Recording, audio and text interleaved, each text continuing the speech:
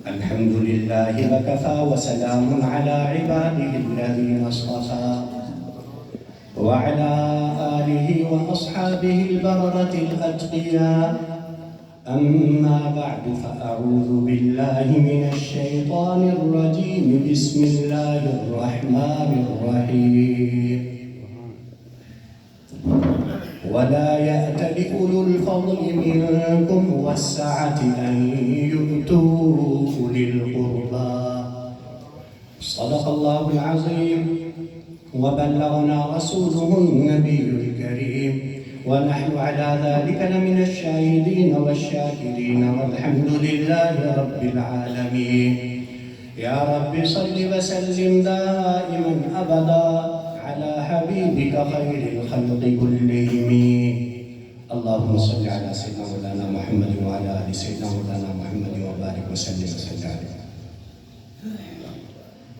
بزرگان محترم،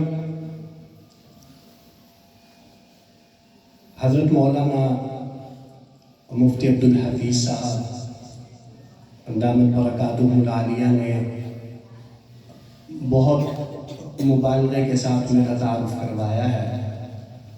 میں صرف اس پر ایک دعا پڑھوں گا اور اسی کی ہمیں تلقین کی گئی ہے کہ اگر کوئی آدمی کبھی تعریف کرے تو یہ دعا پڑھ لینی چاہیے. میں عربی میں بھی پڑھ دیتا ہوں، ترجمہ بھی آپ کے سامنے ذکر کر دوں تاکہ اللہ تعالیٰ کرے کہ آپ کو بھی یہ موقع ملے تو یہ دعا آپ بھی پڑھ سکیں. وہ دعا کرنی چاہیے: اللہم اغفر لی ما لا یعلمون. اے اللہ میرے ان گناہوں کو معاف فرما جن کا انہیں علم نہیں ہے. یہ جو کہہ رہے ہیں کہ یہ اچھا آدمی ہے تو انہیں کیا پتہ میرے گناہوں کا. اللہم اغفر لی ما لا یعلمون. اے اللہ جن گناہوں کا انہیں نہیں پتا وہ معاف فرما. وجعلنی خیرا مما یظنون. اور مجھے اس سے بھی بہتر بنا دے جو انہوں نے کہا ہے اور جو انہوں نے سوچا ہے. تو میں آپ حضرات سے بھی گزارش کروں گا کہ بس اللہ تبارک و تعالی ہمارے عیوب پہ پردے ڈالے اور اللہ تعالیٰ نے جیسے یہاں نیک لوگوں میں بیٹھنے کی توفیق عطا فرمائی ہے، اللہ تعالیٰ آخرت میں انہی نیک لوگوں کے ساتھ ہمارا حشر فرمائے اور ہمیں انہی نیک لوگوں کے ساتھ جنت کا داخلہ نصیب فرمائے. بزرگان محترم، ابھی مولانا فاروق صاحب کیا نام تھا ان کا، انہوں نے بڑا تفصیلی تعارف کروایا حضرات صحابہ کا قرآن کریم کے حوالے سے. میں ایک آیت کا ترجمہ آپ کے سامنے کرنے لگا ہوں. وہ آیت انہوں نے بھی پڑھی ہے. اللہ تبارک و تعالیٰ خود تعارف کرواتے ہیں، فرماتے ہیں محمد الرسول اللہ، محمد صلی اللہ علیہ وسلم اللہ کے رسول ہیں. والذین معہ، اور جو یہ حضرات صحابہ کرام ہیں نا، ان کی کچھ خصوصیات ہیں. پہلے خصوصیت اشداء علی الکفار، جب کافروں کے ساتھ جہاد کا موقع آتا ہے تو بڑے سخت ہیں. خدا نخواستہ یہ نہیں ہے کہ پیٹ پھیر کے بھاگ جائیں، خدا نخواستہ یہ نہیں ہے کہ بزدلی دکھائیں. اشداء علی الکفار، کافروں کے مقابلے میں بڑے سخت ہیں. لیکن رحماء بینہم، جب آپس میں کوئی تعلق کی بات ہوتی ہے تو ایک دوسرے کے ساتھ بڑے مہربان ہیں، رحیم ہیں، ایک دوسرے کے ساتھ بڑے اچھے ہیں. کافروں کے خلاف سخت ہیں، آپس میں بڑے اچھے ہیں. اور یبتغون فضلا من اللہ ورضوانا، ان کے دل کے اندر کیا ہوتا ہے؟ ان کے دل کے اندر ایک ہی چیز ہوتی ہے کہ اے اللہ تو راضی ہو جا. اور اس نیت کے ساتھ کرتے کیا ہیں؟ تراہم رکعا سجدا، کبھی رکوع میں ہیں، کبھی سجدے میں ہیں، کبھی نماز میں ہیں، کبھی تلاوت میں ہیں، کبھی کسی عبادت میں ہیں، کبھی کسی عبادت میں ہے. دل میں کیا ہوتا ہے؟ اللہ کی رضا. سیماہم فی وجوہہم من اثر السجود، یہ اتنے سجدے کرتے ہیں، اتنی نمازیں پڑھتے ہیں کہ سجدہ کر کر کے ان کی پیشانی کے اوپر سجدے کے داغ جو ہیں وہ پڑ جاتے ہیں. ذالک مثلہم فی التوراۃ ومثلہم فی الانجیل کزرع اخرج شطأہ. میں نے ان کا ذکر تورات میں بھی کیا، انجیل میں بھی کیا، اور میں نے ایک مثال سے سمجھایا کہ حضرات صحابہ کا اللہ کے ہاں کیا مقام ہے. اللہ تعالیٰ خود فرما رہے ہیں کہ میں نے مثال دی. مثال کیا دی؟ میں نے مثال یہ دی کزرع اخرج شطأہ فآزرہ. ایک کسان ہوتا ہے نا، کسان، وہ ایک ایکڑ زمین کا لیتا ہے، سب سے پہلے اس ایکڑ کے اندر ہل چلاتا ہے، ہل چلانے کے بعد اس کے اندر بیج ڈالتا ہے، بیج ڈال کے اس کو پانی دیتا ہے. جب پانی بیج کو لگتا ہے تو اس کے اندر سے ایک کوپل نکلتی ہے، ایک پودا نکلتا ہے، پودا بڑا ہوتا ہے، اس کے اوپر جو ہے وہ اگر گندم کا پودا ہے تو گندم لگتی ہے، کوئی درخت ہے تو اس کے اوپر پھل لگتے ہیں.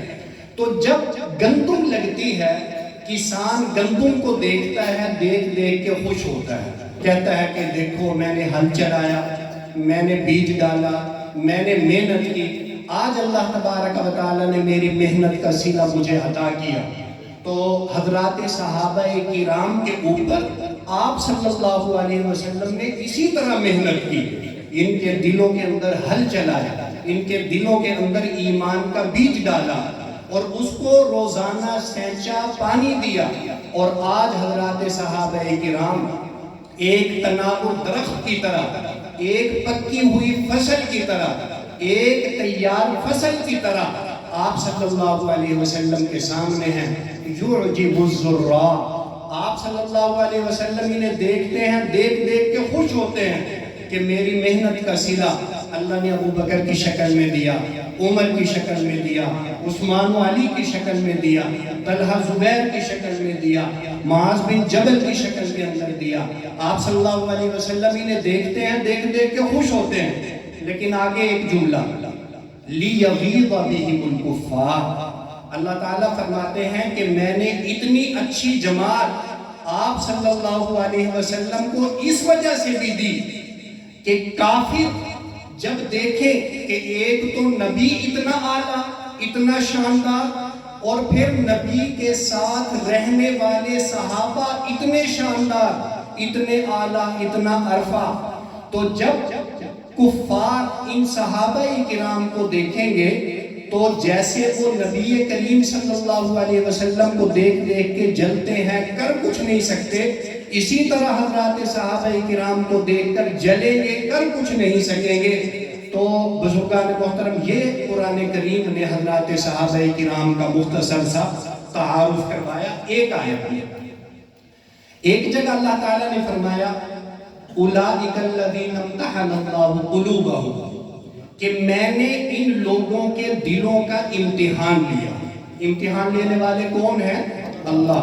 اور امتحان کس چیز کا لیا جا رہا ہے؟ دل کا.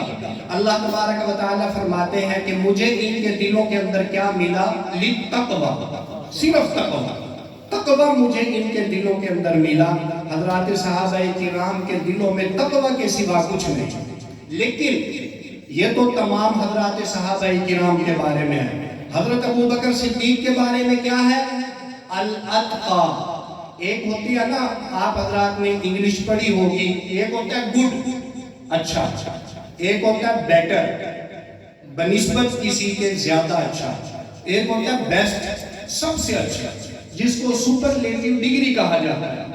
تو قرآن کریم نے حضرت ابو بکر صدیق رضی اللہ تعالیٰ عنہ کے لیے سپرلیٹو ڈگری کا لفظ استعمال کیا کہ حضرت ابو بکر صدیق رضی اللہ تعالیٰ عنہ صرف متقی نہیں، اتقا ہیں. سب سے زیادہ تقوی جس ہستی کے دل کے اندر موجود ہے اس کا نام ابو بکر صدیق ہے رضی اللہ تعالیٰ عنہ. تو بزرگان محترم، یہ اسی تقوی ہی کی تو بات تھی.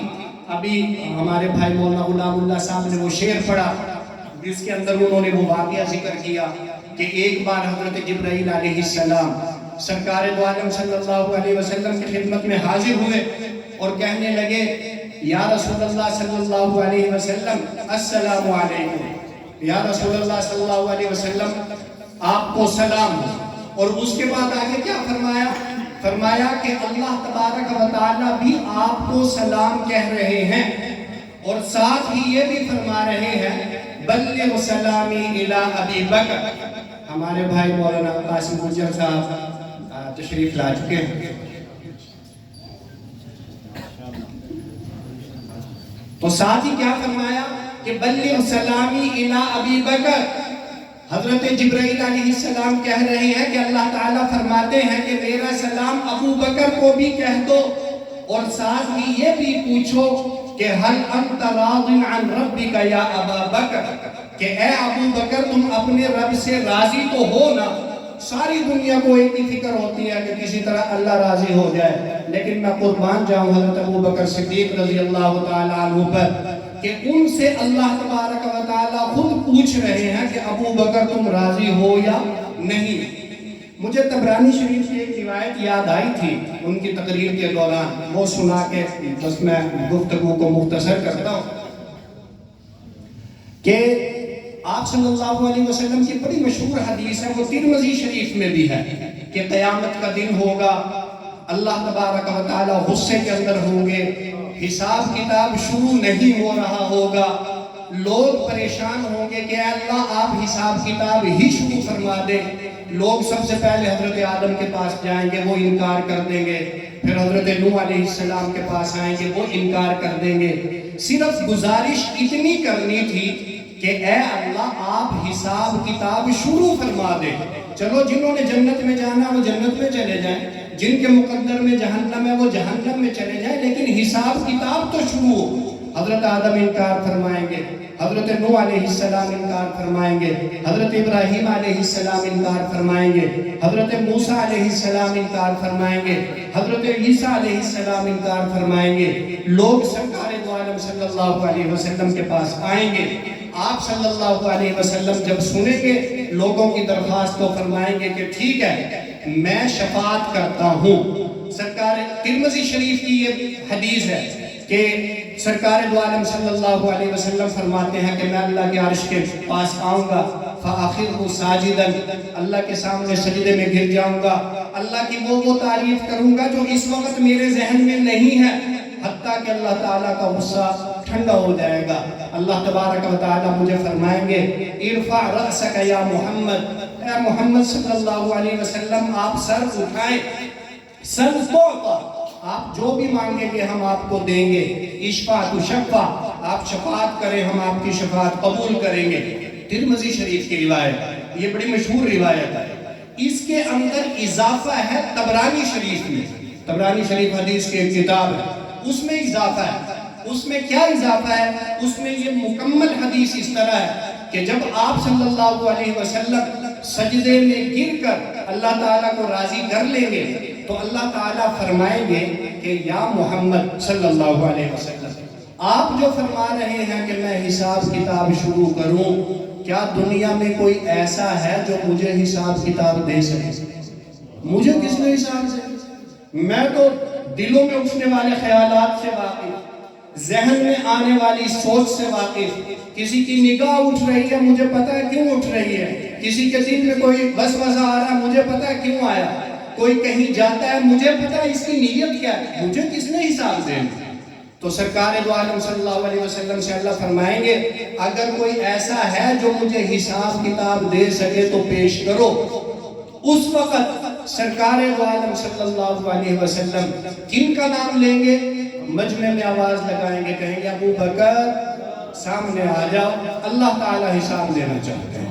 تو بزرگان محترم یہ تھے حضرت ابو بکر صدیق رضی اللہ تعالیٰ۔ پھر کیا ہوگا جب اللہ تبارک و تعالیٰ حضرت ابو بکر کو دیکھیں گے تو آپ صلی اللہ علیہ وسلم نے ارشاد فرمایا یتجلی لأبی بکر خاصہ ویتجلی للناس عامہ۔ اللہ تبارک و تعالیٰ حساب کتاب لینے کی بجائے حضرت ابو بکر صدیق رضی اللہ تعالیٰ عنہ کو اپنا خصوصی دیدار کروائیں گے میدان حشر میں۔ تو بزرگان محترم یہ حضرت ابو بکر صدیق رضی اللہ تعالیٰ عنہ کی شان، جن کو صحیح معنی میں کہا جا سکتا ہے کہ سرکار دو عالم صلی اللہ علیہ وسلم کے غمخوار، آپ صلی اللہ علیہ وسلم کے دوست، آپ صلی اللہ علیہ وسلم کے جانثار، آپ صلی اللہ علیہ وسلم پر مال خرچ کرنے والے، جان قربان کرنے والے۔ مال سے مجھے یاد آیا آپ صلی اللہ علیہ وسلم نے ارشاد فرمایا مجھے بہت سے لوگ ہدیہ دیتے ہیں، میں بہت سے لوگوں کا مال استعمال کرتا ہوں، لیکن ابو بکر کا مال میں اسی طرح استعمال کرتا ہوں جیسے میں اپنا مال استعمال کرتا ہوں، میں اپنے اور ابو بکر کے مال میں کوئی فرق نہیں سمجھتا، جیسے میرا مال ہے اسی طرح ابو بکر کا مال ہے۔ حضرت عمر رضی اللہ تعالیٰ عنہ کی ایک بار حضرت ابو بکر صدیق رضی اللہ تعالیٰ عنہ سے تھوڑی سی بحث ہو گئی، جیسے بحث ہو جاتی ہے بھائیوں میں، تھوڑی سی بحث ہو گئی۔ حضرت ابو بکر صدیق رضی اللہ تعالیٰ عنہ اٹھ کر مجلس میں سے چلے گئے۔ حضرت عمر رضی اللہ تعالیٰ عنہ کو احساس ہوا کہ او ہو ابو بکر تو غصہ ہو گئے، چنانچہ وہ نکلے۔ حضرت ابو بکر صدیق رضی اللہ تعالیٰ عنہ کے گھر پہنچے، دروازے پہ دستک دی اور کہا کہ ابو بکر موجود ہے۔ پتہ چلا حضرت ابو بکر نہیں ہے۔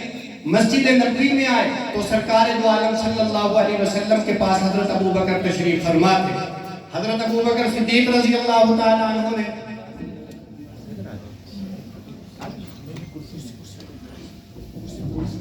تو حضرت ابو بکر صدیق رضی اللہ تعالیٰ عنہ نے آپ صلی اللہ علیہ وسلم کو بات بتائی۔